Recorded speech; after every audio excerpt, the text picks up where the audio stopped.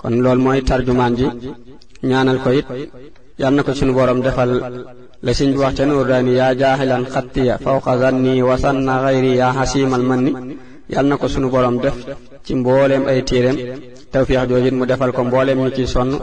ak anam guñ ci mën a sonn. bismillahi rahmaani rahim. kon nag ñu ñëw ci waxtaan wu njëkk wi.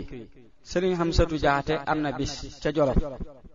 sëriñ Tuubaa xaadaloo law maxtaarloo jox ko am mbind ni ko toogal ci buntu xayma bi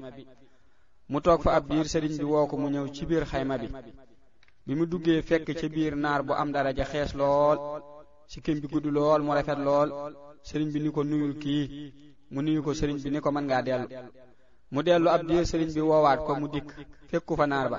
te xayma bi benn buntu la am te fa la toogoon te kenn romb ko fa mu xaw a jaaxle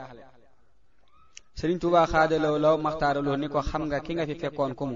mu ni ko déedéet Mbàkke sëriñ bi ni ko Seydunaa Xamsatu la radiyallahu taala anhu dama ko soxla woon woo ko li ma ko doon doye nag mooy dama bëggoon bépp daraja boo xam ni